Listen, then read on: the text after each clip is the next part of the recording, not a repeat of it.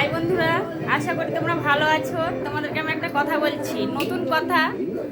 এই আমার বাবা বলতো কি শনিবার মঙ্গলবার যেদিন হতো সেদিন বলতো, মানে নিরামিষ যেদিন হতো সেদিন আমার বাবা বলতো কথাটা কি এই আমার মাকে বেশ প্রায় কথাটা বলতো কি দিনের বেলায় যে নিরামিষ করছো তো রাত্রেবেলায় আমিষ করা যায় না। দিয়ে মা বলতো কি করে হয়, যে কেন হয় না, রাত্রেবেলায় তো অন্য দিনটা করছে না, আর দিনের বেলাটা যেহেতু নিরামিষ খেয়ে নিয়েছি তো আর একবার নিরামিষ খেলে কি আছে ক্ষতি, আর আমিষ খেলে।